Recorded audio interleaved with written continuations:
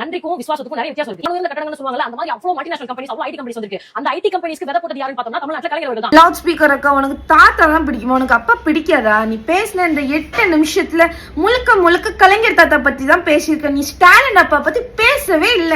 நீ பேசுறதுக்கும் இப்போ உள்ள அரசியல் சூழலுக்கும் சம்பந்தமே கிடையாது. 2021 மக்கள் ஓட்டு போட்டது ஸ்டாலின் தலைமையில உள்ள திமுகக்கு தானே தவிர கலைஞர் தலைமையில உள்ள திமுகக்கு கிடையாது. அதனால கலைஞர் ஆட்சியில நடந்ததை வச்சுட்டு இன்னைக்கு இருக்கிற ஆட்சியாளர்களுக்கு நாங்க நன்றியோடய விசுவாசத்தோடய இருக்கிறதுக்கு எந்த ஒரு அவசியமுமே கிடையாது. ஒரு தலைவர் நல்ல பாலிசியை கொண்டு வந்தாருன்னா அவரை பாராட்டவும் செய்வோம், கொண்டாடவும் செய்வோம். அதே மக்கள் தான் ஊழல் நடக்கும்போது சட்டையை பிடிச்சு கேள்வியும் கேட்போம். பாராட்டுற அதே வாய்க்கு கேள்வி கேட்கறதுக்கு அத்தனை உரிமை இருக்கு. ஐடி கம்பெனி வந்தாதான் ஒரு மாநிலங்கிறது வளரும். ஐடி கம்பெனி வந்தாதான் நீங்க உங்களோட ஆட்சியை தக்க வச்சுக்கிட முடியும். இது உங்களோட பொலிட்டிக்கல் சர்வைவல்.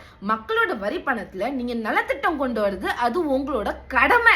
அதை விட்டுட்டு கலைஞர் ஐடி கம்பெனி கொண்டு வந்தாரு, நீங்க ஐடி கம்பெனில வேலை பார்த்தீங்கன்னா, நீங்க உப்பு போட்டு தான் தின்னீங்கன்னா நீங்க டிஎம்கேக்கு சப்போர்ட் பண்ணணும்னு எந்த கொம்பனுக்கும் சொல்றதுக்கு எந்த ஒரு அதிகாரமும் கிடையாது. ஜனநாயகத்துல எவரும் எவருக்காகவும் விசுவாசியா இருக்கணும்னு எந்த ஒரு அவசியமாயிரும் கிடையாது.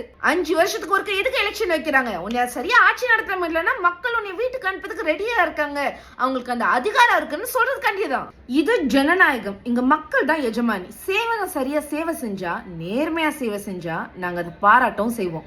வெற்றிவேல் வீரவேல், ஜெய பாரத்.